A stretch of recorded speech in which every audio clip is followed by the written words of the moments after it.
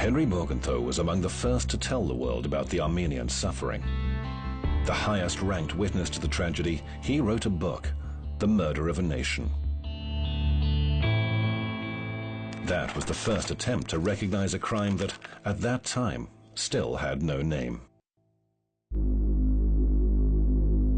The book is based on materials the ambassador gathered over his 3 years of working in Constantinople. And in 1919, Morgenthau played himself in a feature film.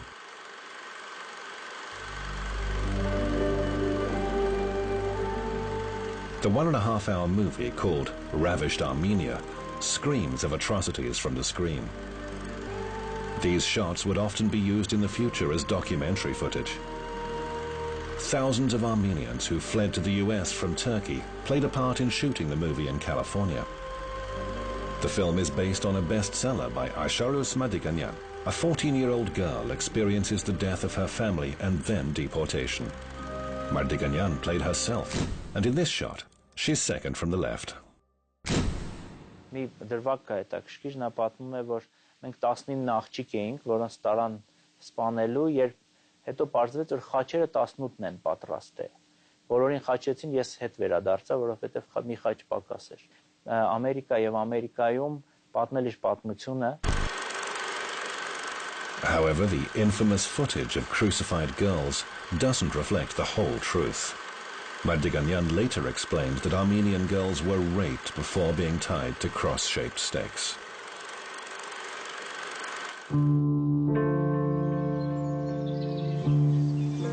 A girl sits on a lake shore with mountains behind her. This is how another witness to the events of 1915 represents Turkey in her art. There's no place for tragedy on her canvases. Yelena Abramyan was born in Kars in 1909.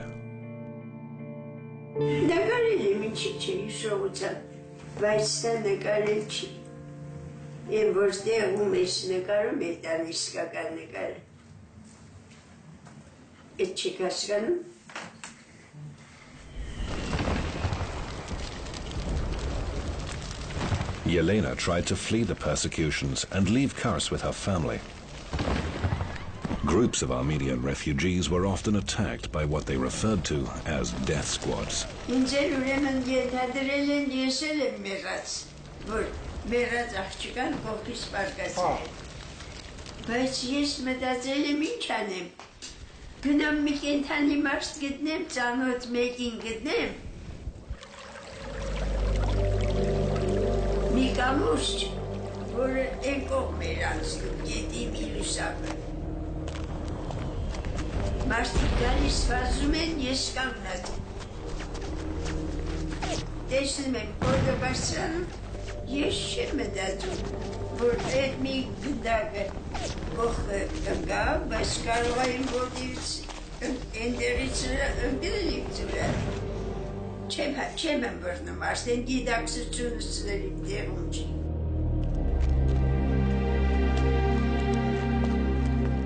Հերվից մի մարդ բոյով շինելով երեխաներին փրկող է եղել։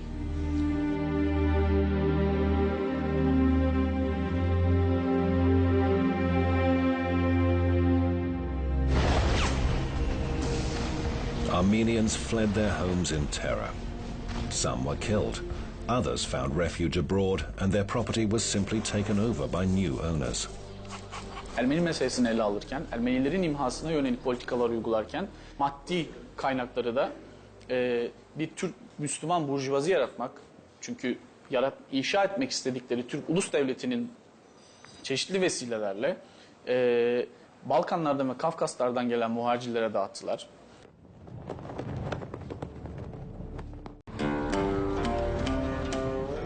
Near Kars town in Turkey, the journey back in time continues.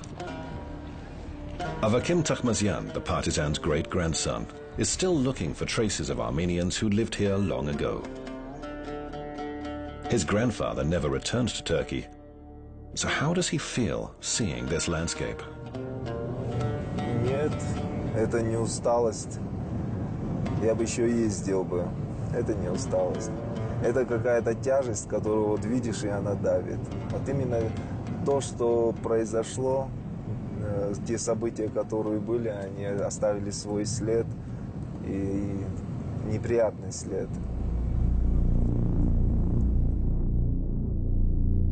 Many villagers didn't stay for the day of forced migration and fled to the woods. Others who managed to escape the horror of persecution returned and also hid in the woods. With the women and children, there were about 60 of us. To arm ourselves, we would kill gendarmes and take their weapons and ammunition. So we got stronger, but our main strength was the woods and the mountains where we lived.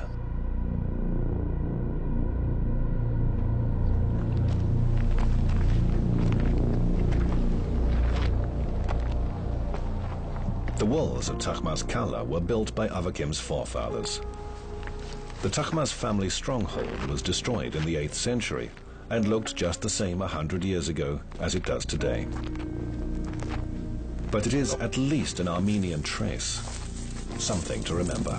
Похоже, это каменные фрески, которые остались от руин старой крепости Тахмазян. А здесь, по всей вероятности, был колодец когда-то.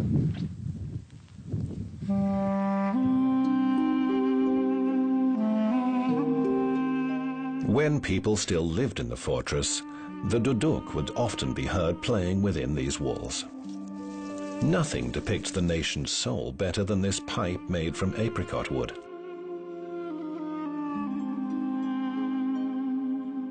World-famous musician Jivan Gasparyan once toured Turkey.